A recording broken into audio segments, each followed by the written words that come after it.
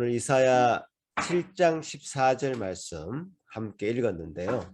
보라, 처녀가 잉태하여 아들을 낳으리니 그 이름을 임마누엘이라 하리라고 하시는 이 이사야 7장의 말씀은 우리가 또 어디서 볼 수 있는가 하면 바로 마태복음 2장에서 볼 수 있는 말씀입니다. 그래서 여러분 마태복음 2장 한번 찾아보겠는데요. 마태복음 2장 18절에서 25절까지 저와 여러분이 함께 교독하시겠습니다. 예수 그리스도의 나심은 이러하니라. 그의 어머니 마리아가 요셉과 약혼하고 동거하기 전에 성령으로 잉태된 것이 나타났더니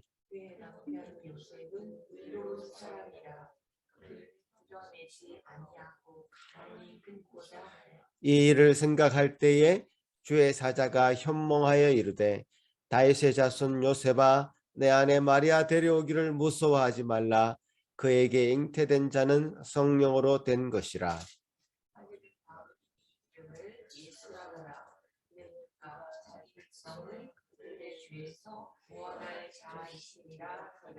이 모든 일이 된 것은 주께서 선지자로 하신 말씀을 이루려 하심이니 이르시되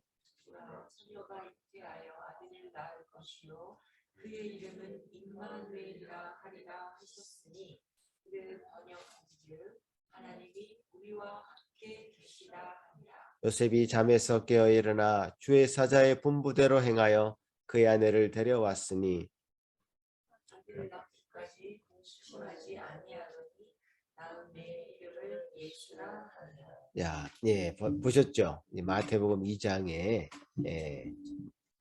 1장 마태복음 1장의 이 말씀, 마태복음 1장의 이 말씀은 그야말로 그때로부터 700년 전에 있었던 그 역사적인 배경이 있는 말씀이었습니다. 그래서 우리가 어떤 역사적인 배경 안에서 이 임마누엘 예언이 등장했고 또 그것이 오늘날 우리에게 어떤 의미인지를 살펴보면서 은혜 받는 시간이 될 것입니다. 때는 기원전 700년 전, 지금으로부터 약 2700년 전에 남유다의 아하스 왕 시대입니다. 그때는 한국이 남한과 북한으로 나뉘어져 있듯이 이스라엘도 남유대와 북이스라엘로 나뉘어져 있었습니다. 서로 적대적이었습니다. 같은 이스라엘이 어떻게 서로 전쟁을 치르는 관계가 되었다는 뜻이죠. 북이스라엘은 스스로 힘으로 부족하니까 아람이라는 나라와 동맹해서라도 남유다를 쳐들어왔습니다. 이미 한 차례 공격하여서 남유다가 큰 피해를 입은 상태였고요. 많은 백성들이 포로로 끌려가 있는 상태였습니다. 남유다의 그 젊은이들은 전쟁에서 전사했고요. 남아있는 자들도 매우 낙담한 그런 상태였던 것이죠. 한마디로 상황은 절망적이었고요. 나라가 바람 앞에 촛불 같은 그런 형국이었습니다. 이사야 7장 2절은 이때의 그 남유다 왕 아하스와 백성들의 심정을 이렇게 표현하고 있습니다. 왕의 마음과 그의 백성의 마음이 숲이 바람에 흔들림 같이 흔들렸더라 이렇게 표현하고 있습니다. 벌벌 떨고 있었던 것이죠. 이때 하나님께서는 이사야 선지자를 통해서 아하스 왕을 만나도록 하십니다. 아람과 그 북이스라엘 이 왕들은 마치 연기 나는 부직갱이와도 같다. 그러니 흔들리지 말고 두려워하지 말고 낙심하지 말라라고 하는 그 메시지를 주면서 아하스 왕을 돕기를 원하시는 하나님의 마음을 전달합니다. 그러면서 하나님께서는 이 아하스 왕에게 한 징조, 즉 사인을 구하라고 말씀하십니다. 이런 말씀을 들은 아하스는 나는 징조를 구하지 않겠습니다. 즉 사인을 구하지 않겠습니다. 나는 여호와를 시험하지 않겠습니다라는 대답을 합니다. 여러분, 이 아하스 왕이 한 대답을 얼핏 들으면요, 굉장히 믿음 있는 말처럼 들립니다. 어떤 표적, 어떤 사인을 보지 않고도 하나님을 믿는 믿음이 충만한 사람이라고 생각하기 쉽습니다. 그러나 사실은 그 정반대입니다. 아하스는 하나님을 거절한 사람이고 하나님을 무시한 사람이다 말할 수 있습니다. 아하스가 징조를 구하지 않고도 하나님께서 징조를 주신다고 하는 그것을 거절하는 것이죠. 다른 말로 하면 하나님께 징조를 구하라고 하는 그 명령을 거절하는 것은 하나님을 거절하는 것입니다. 하나님께서 구하라고 하셨는데도 구하지 않는 것은 교만인 것이죠.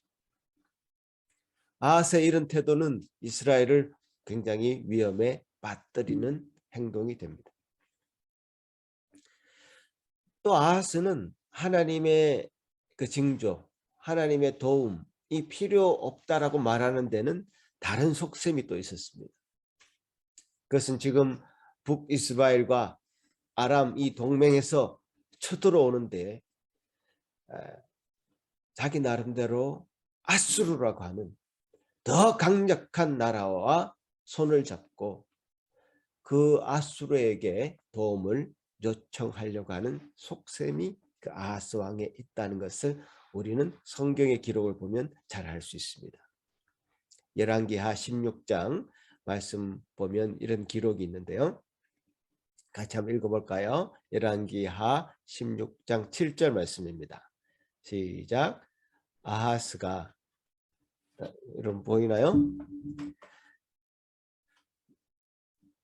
같이 읽겠습니다. 시작. 아하스가 아수르 왕 됐습니까?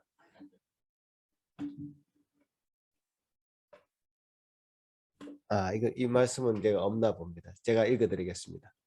아하스가 아수르 왕 디글랏 빌레셀에게 사자를 보내 이르되 나는 왕의 신복이요 왕의 아들이라. 이제 아람 왕과 이스라엘 왕이 나를 치니 청하건대 올라와 그 손에서 나를 구원하소서. 자, 무슨 얘기인가 하면 성경의 다른 본문에 보면 아하스가 아수르 왕에게 도움을 요청하면서 나는 당신의 신하입니다 라고 하는 신하의 예를 가지고 그 아수르 왕을 대하고 있는 것을 보게 됩니다. 나는 당신의 아들입니다. 부자의 예를 갖추어서 아수르 왕을 대하고 있는 모습을 보입니다. 아하스 왕에게는 당장 눈에 보이는 힘을 가진 아수르라고 하는 나라가 먼저 보인 것이죠. 그러니까 아하스에게는 하나님이라는 존재의 그 도움이 필요가 없었던 것이죠. 이 세상의 모든 왕들보다 뛰어난 왕 중의 왕이신 하나님 여호와 하나님께서 이기게 해주겠다고 하지만 아하스는 당장 눈에 보이는 힘, 당장 힘을 가진 권력을 가진 그 아수르라고 하는 나라가 먼저 보인 것이죠. 아수르 왕에게 보낸 이 편지를 통해서 아하스는 정말 굴복하는 것을 보게 되고요. 또 아수르의 그 신전의 도면을 그려 가지고 제사장에게 보내서 남유대 제사장에게 보내서 그 도면을 그대로 짓게 도면을 따라서 신전을 짓게 만듭니다. 아하스는 세상적으로 보면요, 외교를 잘한 사람이라 이렇게 얘기할 수 있습니다. 강대국을 이용해서 나라를 안정시킨 왕이라 칭찬을 받기도 할 수 있습니다. 그러나 여호와 하나님이 보시기에는 참으로 악한 왕이었습니다.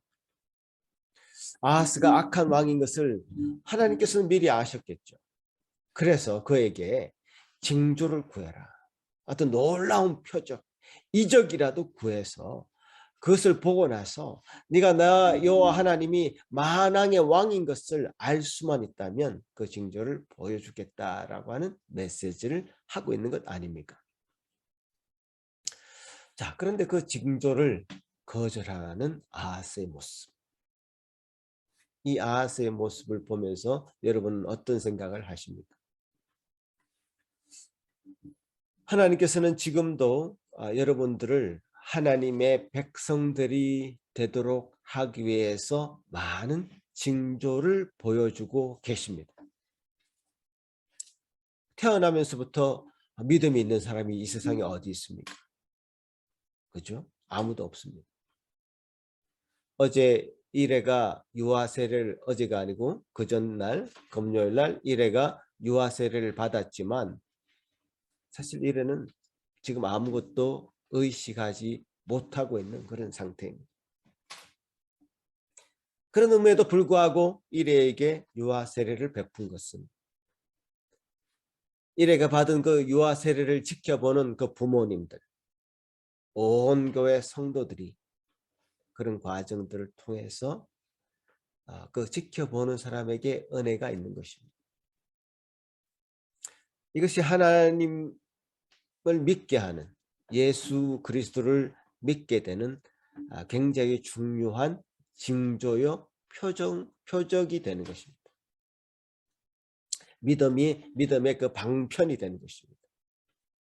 하나님께서 우리를 위하여 행하신 일이 어떤 것인지를 이 예식을 통해서 보게 되고 기억하게 되는 것이죠. 우리 눈에 보이는 이런 징조들은 우리의 진정한 믿음을 위한 것들이죠. 지금 우리는 성찬을 잘 행하지 못하고 있습니다. 함께 모일 수 있는 시간이 많이 없기 때문에 그런데요. 그런 성찬을 통해서도 믿음의 백성들에게 하나님이 보이는 방식으로 하나님께서 우리를 위해 행하신 일이 무엇인지를 보이는 방식으로 드러내시면서 우리 믿음을 정진시키고 믿음을 갖게 하는 방편으로서 그런 성찬도 쓰임받고 있습니다. 오늘날이 아니라 성경 시대에는, 예수님의 시대에는 하나님께서는 더 적극적으로 이 백성들을 위해서 징조를 보여주셨습니다. 예를 들어서 예수님의 그의 공생의 3년 기간 동안에는 수많은 표적들을 보여주셨습니다. 물이 포도주로 변하는 그런 이적을 일으키시기도 했었고요. 문둥병자가 그 몸이 아주 깨끗하게 되는, 하얗게 되는 그런 놀라운 이적도 행하셨고요. 중풍병자가 그 침상을 들고 저벅저벅 걸어나가는 그런 일도 행하셨습니다. 그런 이 이적들이 단순히 어떤 기적이 아니라 그 기적으로 끝나는 것이 아니라 하나님이심을, 예수 그리스도가 하나님이심을 드러내는 그런 표적으로, 징조로서 보여준 것입니다.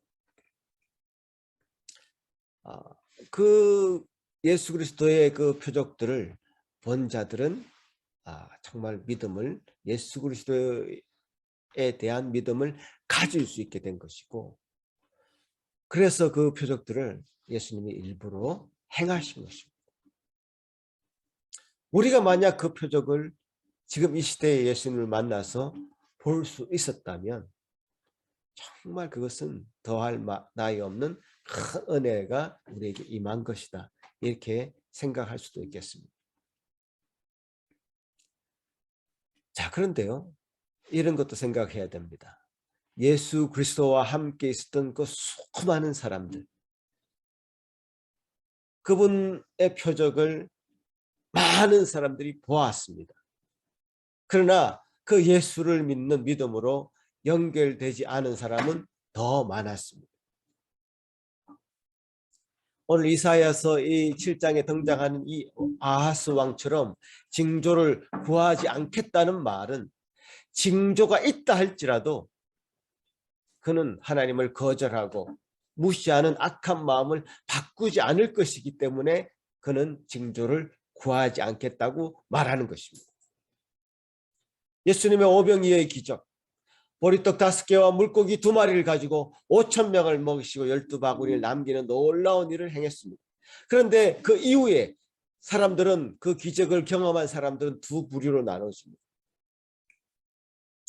이 예수를 우리의 왕으로 삼아서 우리의 먹는 문제, 양식의 문제, 경제의 문제를 해결할 수 있도록 만들자고 하면서 받들은 사람이 있었고요. 예수를 진정 하나님의 아들이라 인정하면서 그 앞에 무릎 꿇는 사람이 있었습니다. 징조를 보고 표적을 경험한다고 해서 하나님을 온전히 받아들이는 것은 아닙니다. 그러니 이 아하스 왕은 자신의 징조를 구하지 않겠다고, 하나님을 시험하지 않겠다고 하는 것입니다. 결국 우리가 생각해야 되는 것은 하나님을 믿는 믿음을 주시는 것이 최종적으로 하나님의 뜻이라면, 한 인생을 향한 하나님의 뜻이라면 징조가 있어도 그 믿음이 그에게 전달될 것이고요.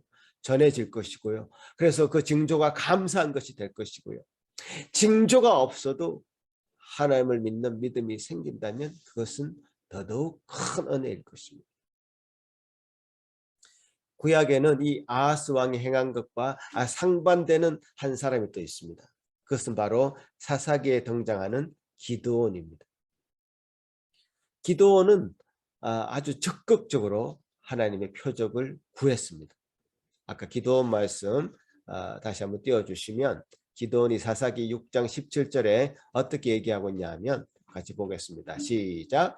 기드온이 그에게 대답하여 만일 내가 주께 은혜를 얻었사오면 나와 말씀하신 이가 주 되시는 표징을 내게 보이소서.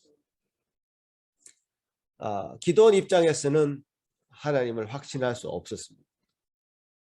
그래서 하나님 지금 말씀하시는 그분이 주님 되심, 하나님 되심을 내가 알 수 있는 표징을 보여달라고 요청한 것입니다. 적극적으로 요청한 것이죠. 이 기도는 자신이 하나님을 지금과 얘기를 나누고 있지만 그 하나님 되심을 확신할 수 없었기 때문에 그 마음을 그대로 표현한 것이고요. 자신이 확신할 수 있도록 도와달라고 간청했던 것입니다. 그래서 양틀을 한 뭉치를 타작마당에 두고 그 밤새 그 양틀에게만 이슬이 내리도록 하고 그 양틀 주변의 마당에는 이슬이 내리지 않도록 해달라고 요청했을 때 그야말로 아침이 밝았을 때 양틀에만 이슬이 내려서 그걸 짜보니 물이 한 그릇이나 나왔다는 것이죠. 기도는 한 번 더 요청합니다. 내게 노하지 마시고 단 한 번만 더 부탁드리니 이번에는 양틀에는 이슬이 내리지 않고 그 주변에만 이슬이 내리도록 해달라고 기도했을 때에 그 밤이 지나고 나서 양틀은 아주 뽀송뽀송하게 말라 있었고 그 주변은 이슬로 젖어 있었던 것입니다. 하나님께서는 우리 모두의 형편을 아시고 보면 그 사람에 맞는 은혜를 베풀어 주시는 것 같습니다. 우리의 믿음이 견고하지 않을 수 있고 하나님이 원하시는 사람들에게 특별한 징조를 허락하시면서 끝까지 그것을 붙들 수 있도록 그 표정을 통해서 하나님을 믿을 수 있도록 은혜를 베푸시는 것도 우리는 볼 수 있습니다. 징조가 있어도 감사한 것이고 징조가 없어도 감사한 것인데요. 아하스 왕은 그 징조를, 하나님이 구하라고 하신 그 징조를 거절했기 때문에 그 스스로 얼마나 믿음 없는 자인지를 스스로 보여준 셈이 된 것입니다. 아하스 왕이 거절했다고 해서요, 하나님이 역사하시는 그 역사를 멈추는 것이 아닙니다. 하나님은 누구도 거절할 수 없는 하나님의 약속을 여전히 이스라엘 백성들을 향해서 제시하고 있습니다. 그것이 바로 오늘의 말씀 임마누엘 징조입니다. 임마누엘 이 징조는 어떤 표적과 기적과 비교할 수 없는 그런 징조입니다. 임마누엘 징조 한 가지로 우리는 믿음을 얻기 위해서 다른 표적과 이적을 구할 필요가 없게 되었습니다. 임마누엘 대신 예수 그리스도를 우리가 보게 되므로 우리는 모든 다른 표적을 합한 것보다 더 놀라운 징조를 우리가 보게 된 것입니다. 처녀가 잉태하여 아들을 낳았다. 그의 이름을 임마누엘이라고 하였다라고 하는 이 구약 이사야 7장 14절의 이 예언이 마태복음 1장에서의 이 성취로 이어지는 것을 볼 때 이것은 다른 어떤 것도 비교할 수 없는 징조가 되는 것입니다. 아하스가 거절하고 스스로 믿음 없는 자로 드러냈지만 여호와 하나님은 이 아하스의 믿음과 상관없이 당신의 나라를 건설하시고 그 나라를 보존하시기 위한 방편을 제시하고 있는 것입니다.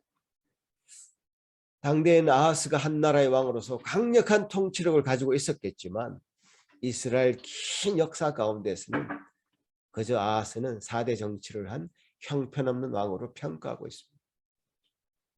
이스라엘 역사와는 비교할 수 없는 이 하나님의 역사를 볼 수 있어야 되는데요.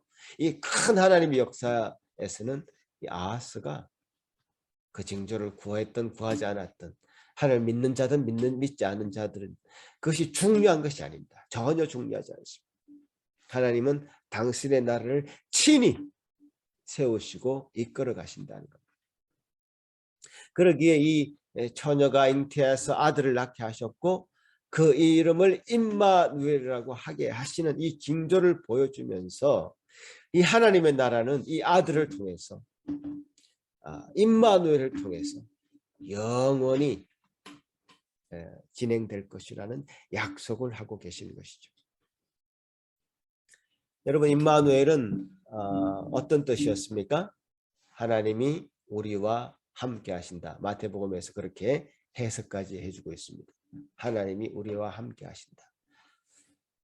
하나님이 우리와 함께 하신다는 이 의미는 우리와 같은 육체를 입으시고 또 우리와 가진 이 본성을 하나님이신 그분이 취하시면서까지 우리와 연합하셨다는 것입니다.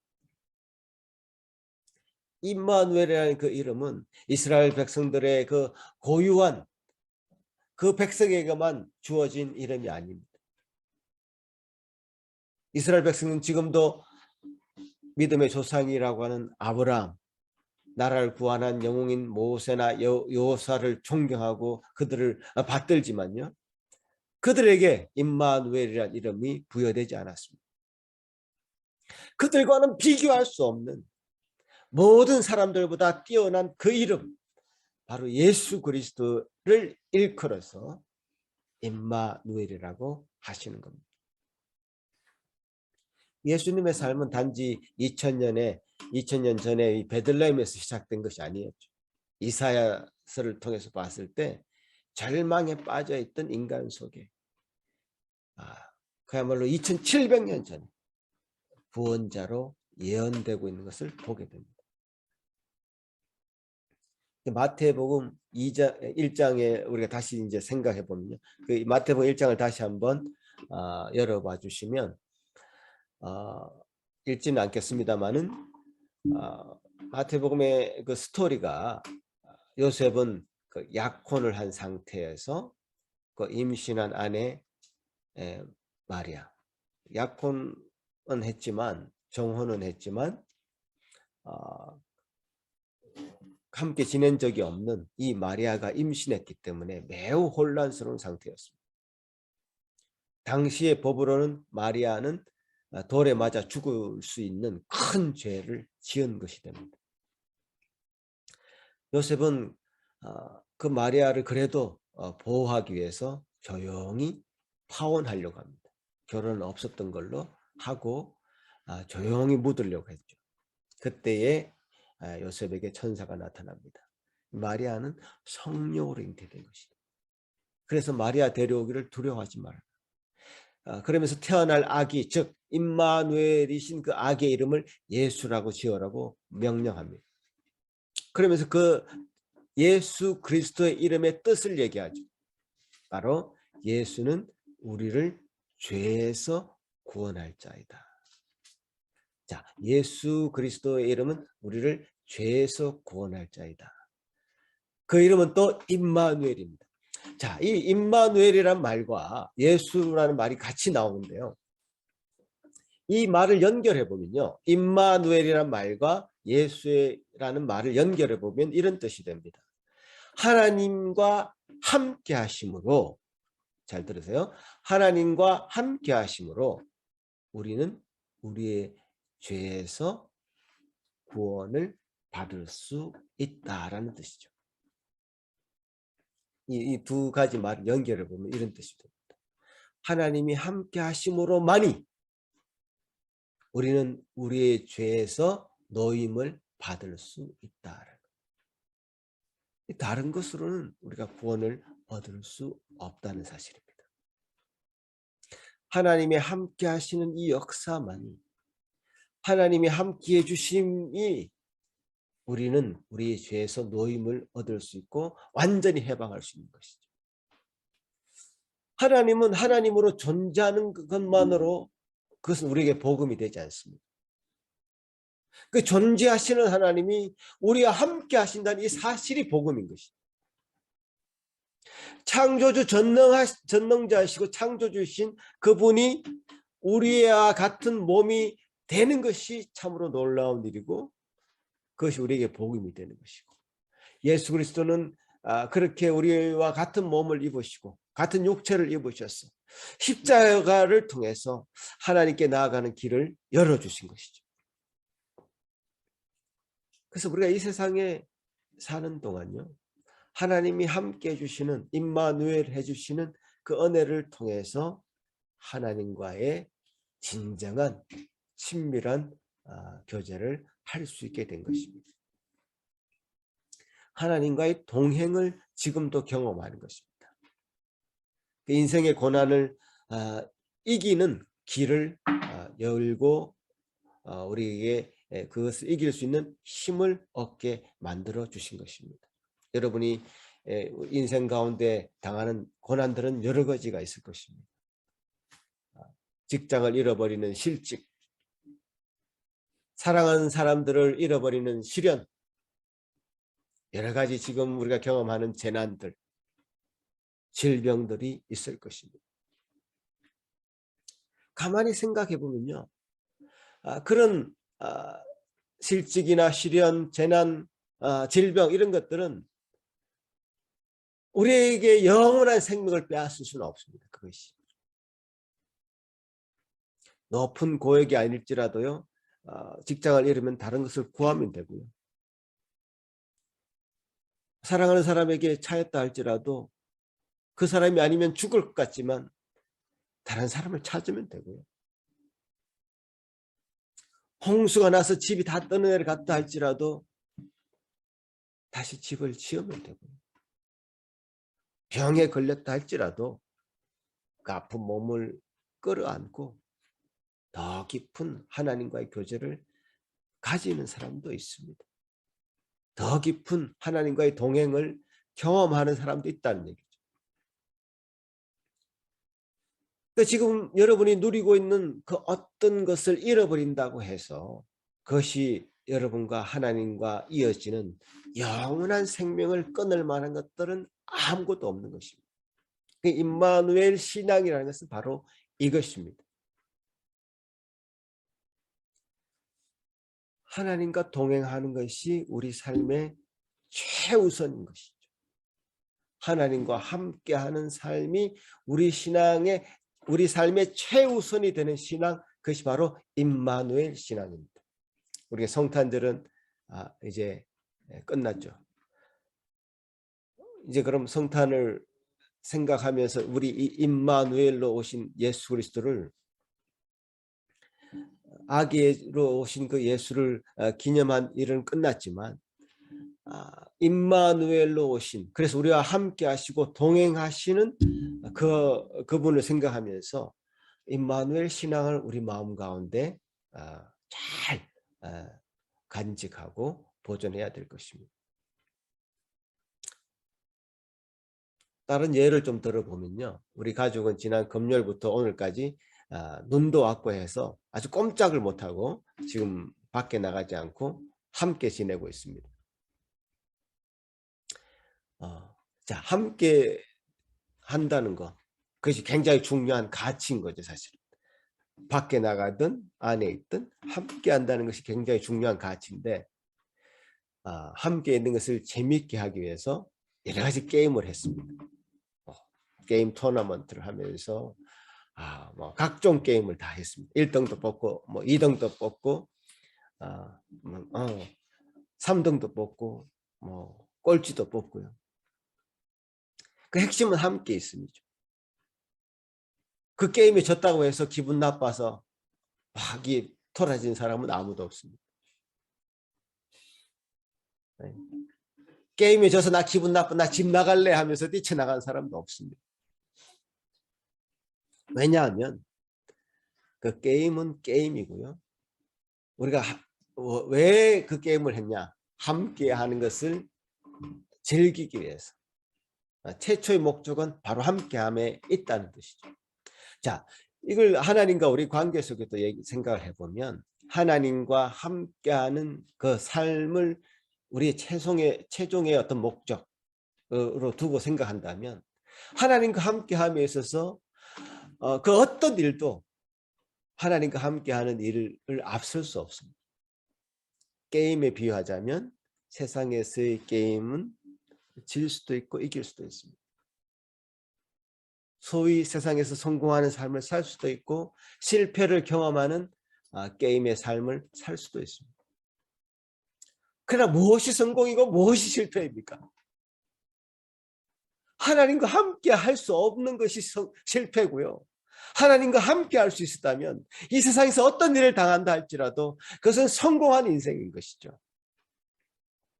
이 함께함이라는 것을 그 임마누엘이 하나님이 우리 함께 하신다는 것을 표현하는 말이라면, 임마누엘을 경험하고 있는 삶이라면 어떤 삶도 하나님 앞에서 성공한 삶이다.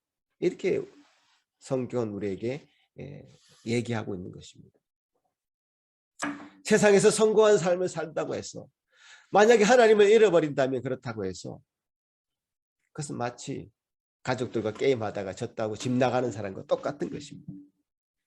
아주 유치한 것이죠.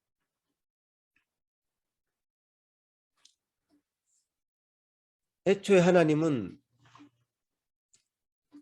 우리와 함께 하시는 방편으로 세상에서 이것저것을 감당하게 하셔서 게임을 하게 하셨어. 그죠? 실패의 쓴맛도 보게 하시면서 병환의 그 아픔도 느껴가면서, 그래서 다른 사람과 함께 어울려서 살 수 있도록 힘을 주면서 어떤 하나님이 함께 하심을 체험해 나가기를 요구하고 있습니다. 그것이 바로 임마누엘 신앙입니다. 아하스처럼요, 자기가 살아갈 국리와 방편을 다 생각해 놓고 그것에 더 안정감을 그런 것을 통해서 안정감을 누리고 있다면 굳이 하나님이 함께 하심이 필요 없습니다. 아하스의 잘못은 바로 그거죠. 이 세상 다른 것이 우리의 안전을 보장해 줄 수 있다면 사실 여러분도 그렇게 하셔도 됩니다. 아하스처럼. 굳이 뭐 하나님을 믿을 필요가 있습니까? 내가 가지고 있는 이 집과 돈과 든든한 직장, 그리고 나가 누리고 있는 이 인맥, 이런 것들이 내 삶을 보장하고 있는 것처럼 여러분이 생각한다면 뭐하러 이렇게 수고스럽게 교회로 모이고 예배를 드리고 자기 돈 헌금해가면서 뭔가를 함께 공동체를 이루어 가려고 노력합니까? 필요 없죠.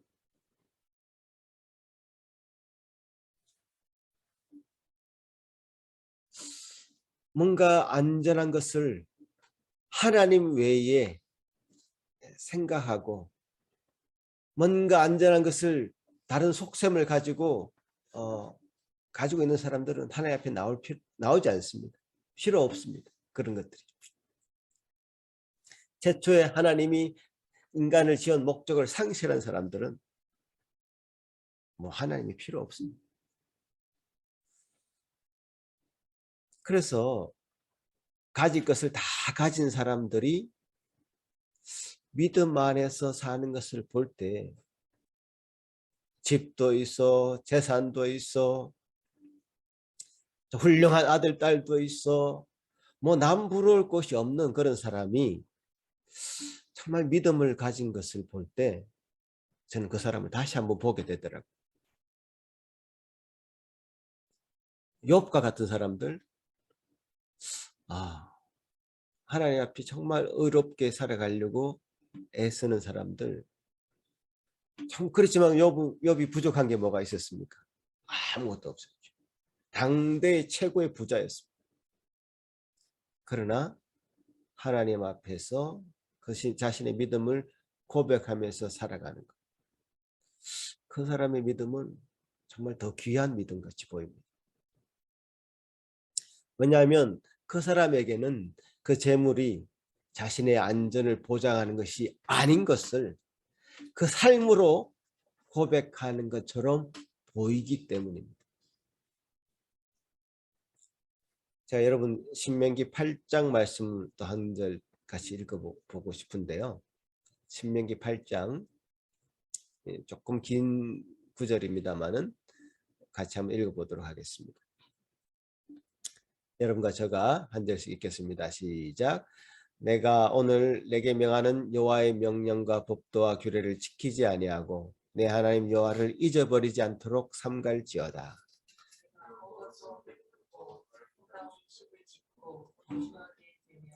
또 내 소와 양이 번성하며 내 은금이 정식되며 내 소유가 다 풍부하게 될 때에 내 마음이 교만하여 내 하나님 여호와를 잊어버릴까 염려하며 여호와는 너를 애굽 땅 종되었던 집에서 이끌어 주시고 너를 인도하여 그 광대하고 위험한 광야 곧 불뱀과 전갈이 있고 물이 없는 건조한 땅을 지나게 하셨으며 또 너를 위하여 단단한 반석에서 물을 내셨으며 내 조상들도 알지 못하던 만나를 하나님께서 내게 먹이셨나니 이는 다 너를 낮추시며 너를 시험하사 마침내 내게 복을 주려 하신 이였느니라.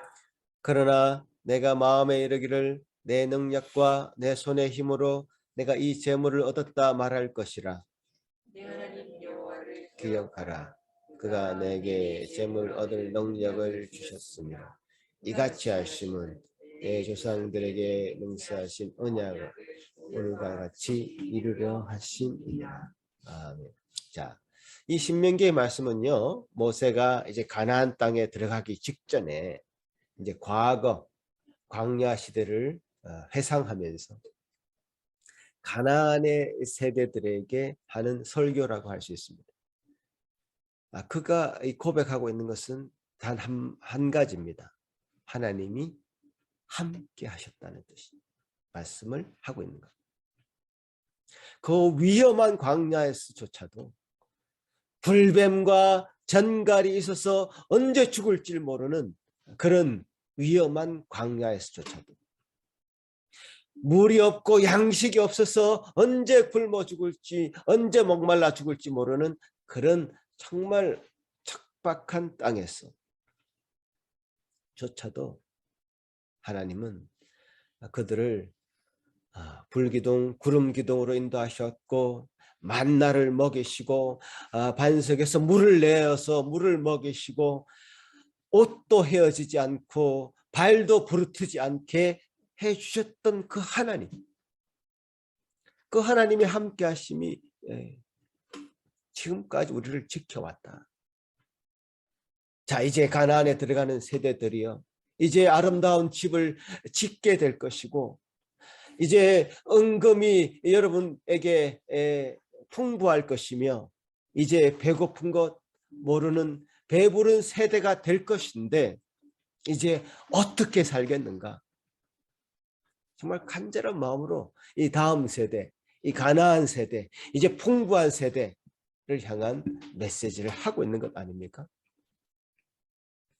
이 가나안 세대들에게 하는 이 모세의 설교를 들으면서 저희들은 과연 오늘날의 우리들에게 하는 말씀처럼 정말 이 말씀이 들리는 겁니다. 우리가 언제 배고픈 것을 경험해 봤습니까? 언제 집이 없어서 길거리에 잠을 자봤습니까? 정말 지금은 무엇이든지 풍부한 세대인 것 같습니다. 특히 이 캐나다 땅에 사는 여러분은 무엇이 부족합니까? 주변에 둘러싸인 모든 것이 풍성하고 풍부한 이 세대에 지금 여러분 하나님과 함께 하고 계십니까?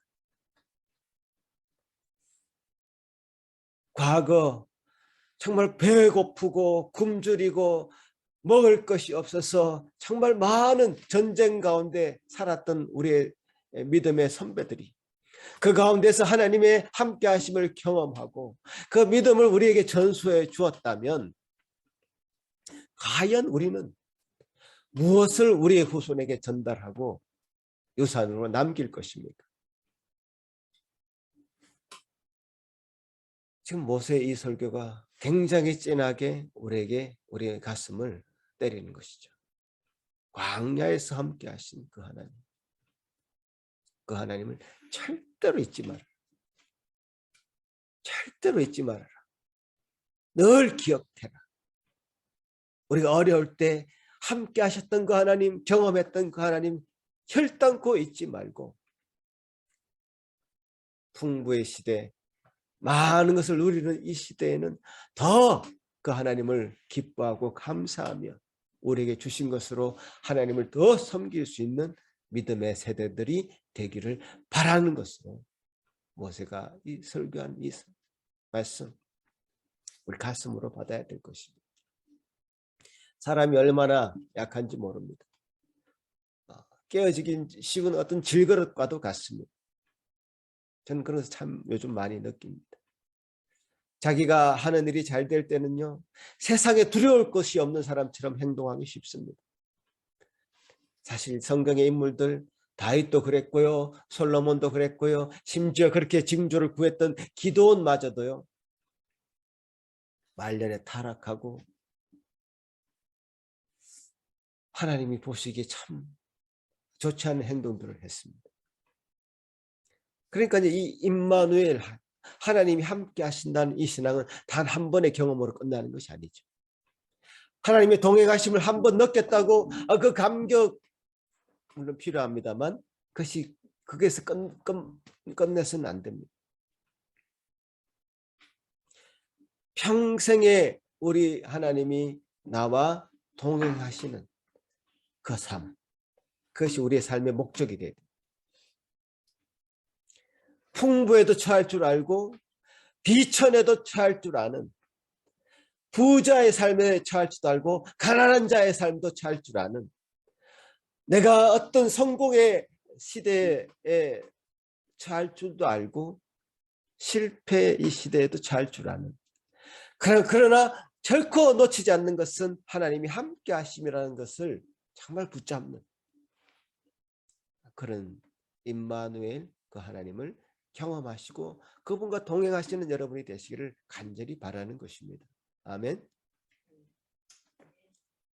그 임마누엘이신 하나님이 이제 다시 오십니다. 이제는 심판의 주로 오십니다. 그때는 우리의 삶을 결산하려고 하실 것입니다. 5달란트, 2달란트, 1달란트 맡기신 그 주인처럼 우리에게 오셔서 우리가 결실한 것이 무엇인지 보여달라고 하십니다. 그 결실은 다른 것이 아닙니다, 여러분.